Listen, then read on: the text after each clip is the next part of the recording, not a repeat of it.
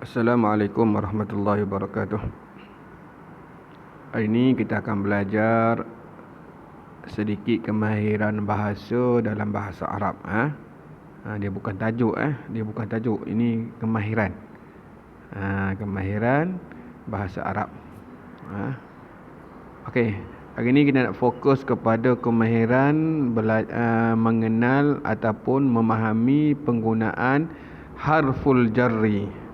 Harful jarri, tajuk dia harful jarri, haraf jar. Haraf jar ni kalau kita nak terjemahkan kepada bahasa Melayu, lebih kurang lah dia tak tepat sangat. Lebih kurang supaya kita lebih nampak penggunaannya, kita terjemahkan kepada kata sendi. Okey, kata sendi, harful jarri, kata sendi. Dia bukan kata nama, dia bukan kata kata kerja. Sebagaimana bahasa Arab ni terdiri daripada 3 unsur. Yang pertama isim, yang kedua fa'il, yang ketiga haraf. Okey, isim bermaksud kata nama. Ustaz terjemahkan dengan bahasa Melayu supaya nampak peranan dia tu, fungsi dia benda tu. Isim ni kata nama, nama orang, nama tumbuhan, jenis apa-apa, nama benda sebagainya. Yang kedua fa'ilun, fa'il mana kata kerja. Kata kerja setelah berlaku, kata kerja setelah berlaku, kata kerja akan berlaku, kata suruhan dan sebagainya. Fa'il kata kerja. Okey, perbuatan. Yang ketiga ni selain daripada kata nama dan kata kerja, dia panggil haraf. Okey, daripada tajuk haraf ni, selain daripada kata nama, kata kerja ni, dia keluarlah. Dia ada cabang-cabang dia pula. Salah satunya iaitu haraf jar, kata sendi. Okey, boleh. Okey, haraf jar ni dalam bahasa Arab banyak. Cumanya kita nak belajar hari ni ada 6 kata sendi yang selalu digunakan, yang selalu kita akan jumpa. Popular ni. Selalu digunakan, selalu kita akan jumpa dalam mana-mana buku, dalam Quran pun kita selalu jumpa perkataan ini. Ada 6 perkataan. Kita akan fokus kepada 6 perkataan. Yang pertama ila. Yang kedua li. Yang ketiga min. Ada masa dibaca dengan mina. Ada masa min, ada masa mina. Adalah sebab-sebab tu dia berubah sikit tu. Kalau biasanya min lah, kecuali belakang dia tu dia bersambung dengan alif lam, dia akan jadi mina untuk menyambungkan bacaan. Sebenarnya min, asal dia min je. Untuk menyambungkan dengan alif lam belakang tu, dihidupkan nun mati tadi dengan baris atas. Okey, ila pertama, kedua li, yang ketiga min, yang keempat fi, yang kelima ala, yang keenam bi. Okey. Ini 6 kata sendi ni memang popular. Memang selalu digunakan, memang selalu kita akan jumpa. Okey, kita akan tengok satu-satu. Kita tengok maksud dia dan kita tengok contoh ayat. Contoh ayat. Kalau ada masa ustaz buat contoh lain yang mungkin awak selalu dengar, mungkin contoh daripada ayat Quran dan sebagainya. Okey. Kata sendi yang pertama ila. Ila bermaksud ke ataupun kepada. Ini banyak dalam Quran ni. Ila dalam apa bacaan zikir dan sebagainya. Banyak ni. Inna lillahi wa inna ilaihi raji'un. Ilaihi tu daripada ila tu lah. Ataupun apa lagi? Orang nak tahlil, ila hadratin nabi, ila kepada. Okey. Apa lagi? Banyak. Ilallahi, kepada Allah. Tubna ilallah. Tu ila dah. Sebab tu juga kata benda ni selalu kita tengok, kita jumpa, kita dengar. Kalau manggil Quran, bukan ni kata sendi ke? Macam tu maksudnya banyak sangat popular ni. Ila membawa maksud ke ataupun kepada. Dua-dua tu lah. Ada masa kita terjemahkan ke, ada masa terjemahkan kepada. Okey, kita tengok contoh ayat dia. Kita ada contoh ayat, contoh daripada Quran dan sebagainya kan, yang selalu kita dengar Okey, dalam konteks belajar bahasa Arab kita ni, dia bagi contoh satu ayat, azhabu ila al-mal'abi ba'dal asri. Azhabu ila al-mal'abi ba'da al-asri. Azhabu ila al-mal'abi ba'da al-asri. Azhabu maksudnya saya pergi, ila ke al-mal'abi padang, ba'da selepas al-asri asar. Saya pergi ke padang selepas asar. Okey. Nampak tak? Ila Okey, penggunaan ila. Okey. Ke ataupun kepada. Tengok kesesuaian lah. Kalau tempat ke, kalau untuk orang kepada kan. Okey. Ada masa hingga pun boleh juga, hingga. Hingga sana nombor 1 hingga 10. Wahid ila asyarah, 1 hingga 10, 1 sampai 10. 1 ke 10. Kalau kita terjemahkan ke tak sedap pula. Kan? Tengok konteks lah. Tapi penggunaannya itu begitulah. Selalunya ke ataupun kepada lah. Jarang-jarang tu hingga pun boleh lah. Ada kadang-kadang digunakan juga. Okey. Kata sendi yang kedua, li. Inna lillah. Contoh yang selalu kena lillah. Kita ni daripada Allah, inna lillah wa inna ilaihi raji'un. Lillah, alhamdulillahi rabbil alamin. Lillahi. Asal dia Allah, dia maksud lillahi, alhamdulillah, segala puji bagi Allah. Lillah. Okey. Li bermakna maksud li, untuk ataupun bagi. Alhamdulillah, segala puji bagi Allah, segala puji untuk Allah. Boleh? Kan selalu dengar tu kan? Selalu dengar, selalu kita baca dalam semayang tu kan? Alhamdulillahirabbil alamin. Kita makan-makan, alhamdulillah. Kita sebut tu. Kita selalu dengar dan sebagainya, dan selalu jumpa dalam Quran, dalam mana-mana kan? Li kan? Okey, contoh. Contoh dalam belajar bahasa Arab, bagi contoh ayat biasa yang tadi contoh-contoh zikir, bacaan ayat Quran dan sebagainya selalu kita dengar. Ini contoh dalam buku umarisu ar-riyadata li sihhatil jismi. Okey, umarisu ar-riyadata li sihhatil jismi. Okey, umarisu, saya berlatih. Ulang-ulang, mana berlatih ni kena ulang-ulang, tak boleh sekali je. Umarisu ni membiasakan diri, mana berulang-ulang. Kalau maksud asal dia tu. Tapi sini terjemahkan saya berlatih lah. Ar-riyadata, sukan, li, untuk, sihhatil jismi, kesihatan badan. Untuk menyihatkan badan, untuk kesihatan tubuh badan. Umarisur riyadata li sihhatil jismi, saya berlatih sukan untuk kesihatan tubuh badan saya. Nak suruh badan selalu sihat. Tak main sukan kan? Badan rasa lemah, rasa nak sakit lah, lenguh lah sebagainya. Kena ada sukan juga, bergerak badan sikit, senaman. Okey, li untuk ataupun bagi. Maksud biasa tu. Ada masa-masanya ada maksud lain. Ini kita ambil yang biasanya. Li lillahi. Lillahi ta'ala, kerana Allah Ta'ala. Kita terjemahkan kerana, untuk Allah Ta'ala. Kita buat tu untuk Allah, bukan untuk nak tunjuk-tunjuk benda-benda lain. Usalli fardhu kita nak semayang kan, lillahi ta'ala. Untuk Allah Ta'ala. Cuma kita terjemah dalam bahasa Melayu ni kerana kita buat tu kerana Allah. Kita nak bagi kepada Allah, untuk Allah.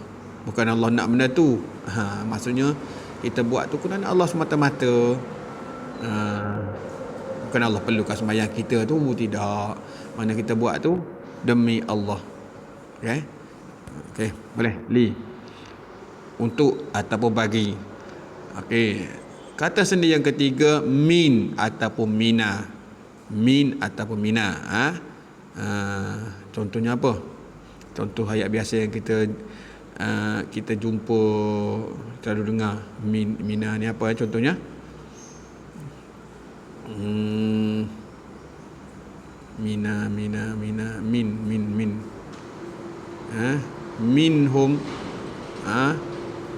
Minhum man kallamallah, minhum banyaklah, banyak sangat. Tapi dia tak keluar dalam minah, dia dah macam gabur-gabur sikit. Dia bergabur dengan kataan lain, dia gabur-gabur, tak berasa sangat min tu. Tapi banyak sangat dalam Quran, banyak sangat. Minha, minhu, dia gabung dengan kata ganti nama. Okey, min. Okey.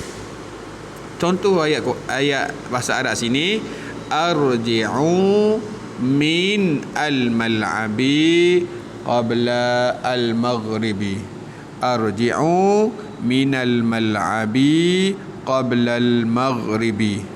Arji'u, saya pulang, saya balik, saya kembali. Min, dari ataupun daripada, tengok kesesuaian. Daripada tu tengok kesesuaian konteks tu.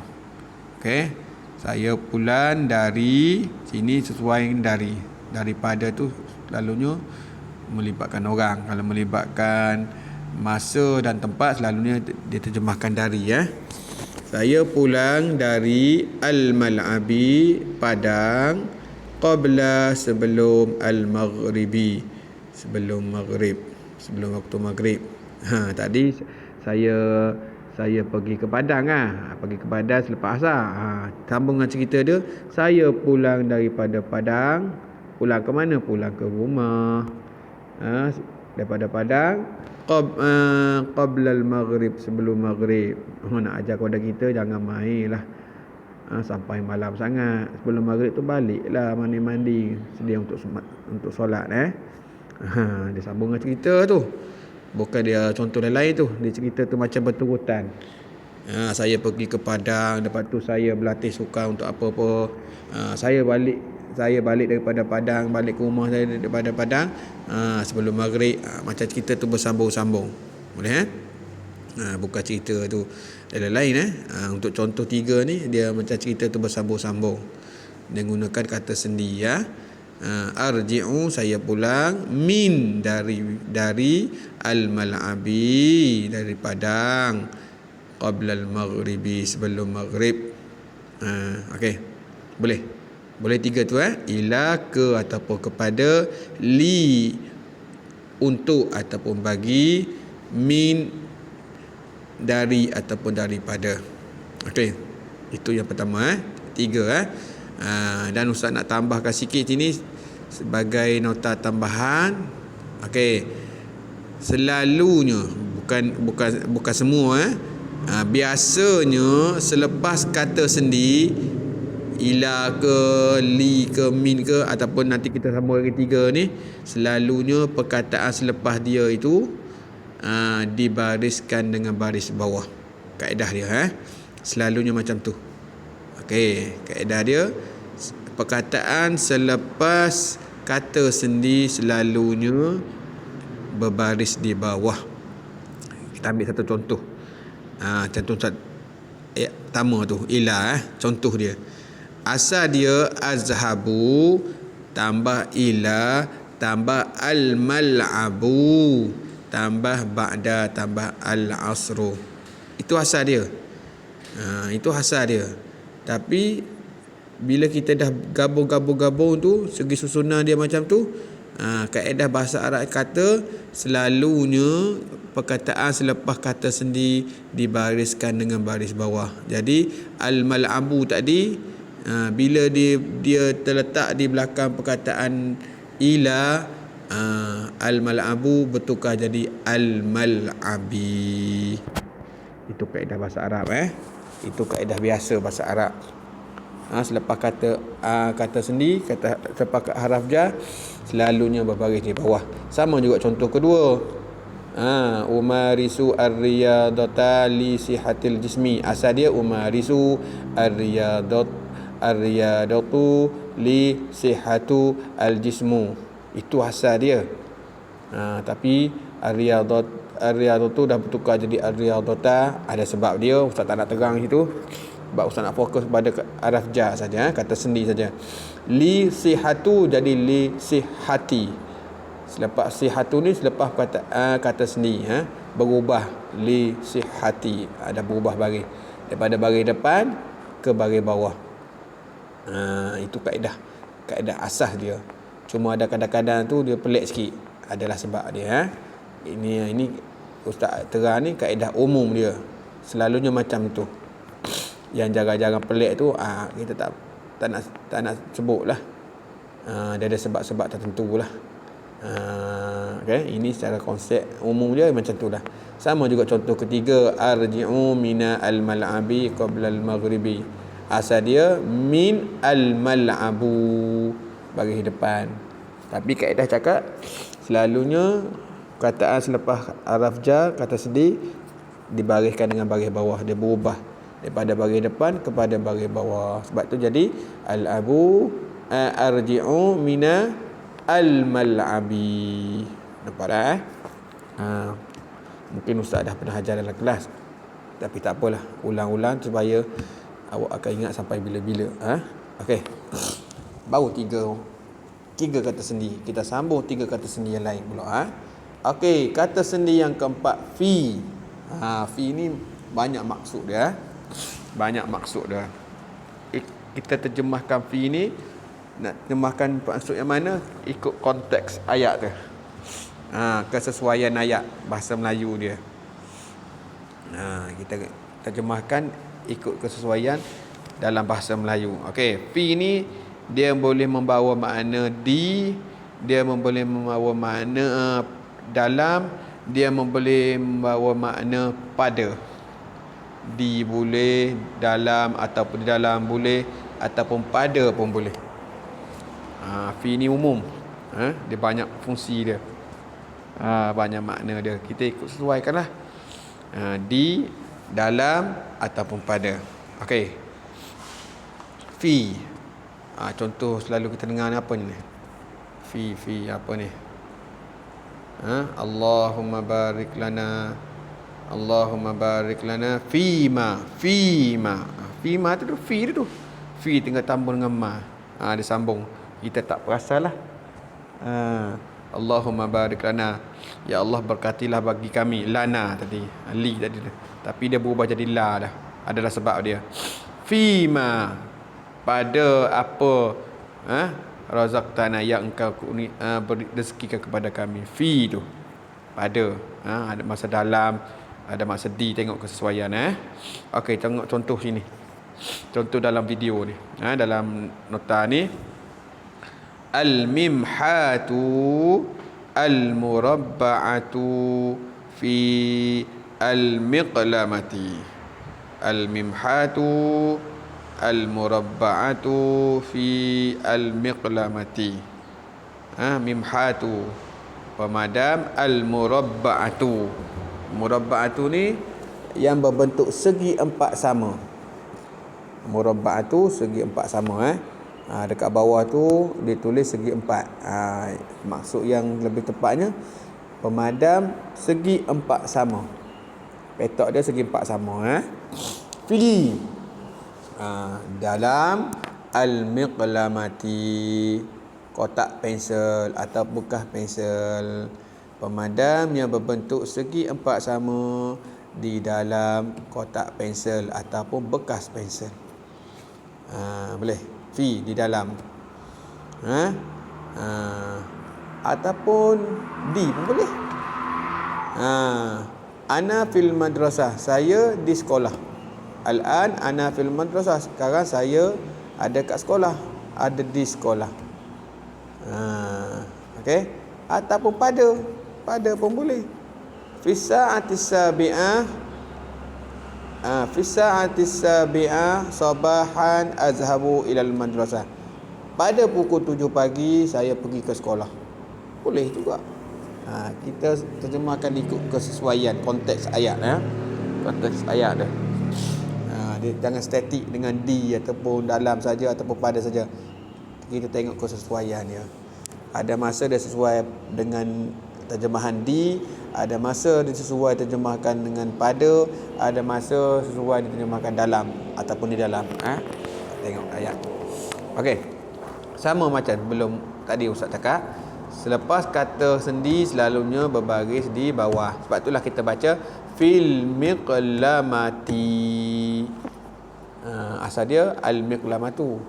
Sebab ada kata sendi depan dia tu, perkataan al-miqlamatu, dia berubah baris daripada al-miqlamatu dia jadi al-miqlamati. Sama juga konsep dia tu. Itu biasa. Jarang-jarang yang pelik-pelik tu jarang-jarang. Bukan tak ada, tapi jarang-jarang. Selalunya macam itulah kaedah dia. Okey, kata sendi yang kelima, ala. Okey. Ala ni banyak makna juga sebenarnya, tapi selalunya membawa makna atas, di atas. Okey, membawa selalu makna ala ni selalunya bermakna mana di atas. Okey. Banyak ni. Kalau kita jumpa ayat dari Quran banyak ni. Alallahi tawakkalna. Apa lagi? Ghairil maghdubi alaihim. Alaihim. Tu ala sebenarnya tu. Tapi dia bergabung dengan perkataan lain. Dia berubah sikit rupa dia. Banyak. Ala. Kalau dia belek-belek Quran ni banyak sangat. Carilah. Banyak. Ustaz nak cakap sekarang ni tak terlintas juga mana terlintas dalam fikiran Ustaz cakap aja ni. Ustaz tak ada standby nota terus cakap ni, apa terlintas dalam kepala terus cakap Sebab tu video ni panjang lebar rasa benda tu perlu cakap, Ustaz cakap. Okey, sambung. Okey, ala selalu membawa makna di atas. Okey, contoh ayat dia, al-miqlamatu ala at-tawilati ad-dairiyati. Al-miqlamatu ala at-tawilati ad-dairiyati. Ini pun cerita bersambung juga. 3 cerita tadi bersambung, ini cerita 3 ni bersambung. 2 cerita lah. Kalau awak tengok dalam buku tu dia gambar tu sama je, satu gambar je. Ataupun yang ni satu gambar, yang tadi 3 gambar, tapi macam cerita tu bersambung-sambung. Dalam buku teks bahasa Arab tahun 6 ada. Okey, al-miqlamatu bekas pensel ataupun kotak pensel, ala di atas, at-tawilati meja, ad-dairiyati yang berbentuk bulatan. Okey, kotak pensel atau bekas pensel di atas meja yang berbentuk bulat. Meja bulat lah. Meja bulat. Meja yang berbentuk bulat. Meja bentuk bulatan. Tadi cerita dia apa tadi? Cerita pertama yang nombor 4 tadi. Dia kata pemadam yang berbentuk segi empat sama di dalam bekas pensel, kotak pensel. Cerita yang kedua, kotak pensel atau bekas pensel di atas meja bentuk bulatan. Nampak cerita tu. Cerita tambah bersambung cerita tu bersambung. Okey, nampak ala sama macam tadi juga. Lepas haraf jar selalunya baris bawah. Ala at-tawilati. Asal dia at-tawilatu meja dia dah berubah daripada at-tawilatu dia jadi at-tawilati. Sebab ada kemasukan ala depan dia, selalunya dia berubah makna, berubah baris dia. Berubah baris dia. Okey, sekarang kita masuk haraf jar ataupun kata sendi yang terakhir yang popular iaitu bi. Ini memang selalu kita dengar contohnya. Bismillahirrahmanirrahim. Kita mengaji Quran Bismillah. Bi tu membawa makna Apa maksud bi? Bi maksudnya dengan. Bismillah, dengan nama Allah. Bi, bi. Sebiji huruf je tapi maknanya dengar dah. Okey. Okey, contoh ayat di sini. Arsumu khattan bil mistarati al mustatilati. Arsumu khattan bi al mistarati al mustatilati. Arsumu, saya melukis. Khattan, khat ni maksudnya garisan. Saya melukis garisan. Bi, dengan al mistarati, pembaris, al mustatilati, segi empat tepat. Dengan pembaris yang berbentuk segi empat tepat. Saya melukis garisan dengan guna pembaris, dengan pembaris yang berbentuk segi empat tepat. B, dengan. Sama macam yang haraf jar lain. Ustaz dah cakap tadi, selepas haraf jar selalunya perkataan selepas dia berbaris di bawah. Bi al-mistarati. Asal dia al-mistaratu. Dah berubah. Dah berubah baris sikit. Dah dikacau oleh B tadi. Dia berubah tu ada sebab. Dikacau oleh B tadi, dia berubah daripada baris depan kepada baris di bawah. Okey. Sebagai penutup, kita ulang balik. Kita ulang balik. Kata sendi yang pertama, ila, bermaksud ke, kepada. Kata sendi yang kedua, li, untuk atau bagi.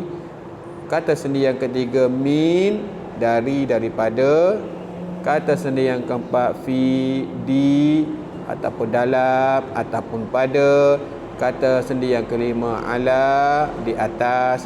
Kata sendi yang keenam, yang terakhir, yang popular yang selalu kita gunakan, iaitu bi, dengan. Okay? Bahasa Arab, awak dengar betul-betul video ni, fahamkan betul-betul. InsyaAllah kita akan sambung pelajaran kita pada masa akan datang. Okay, Assalamualaikum warahmatullahi wabarakatuh.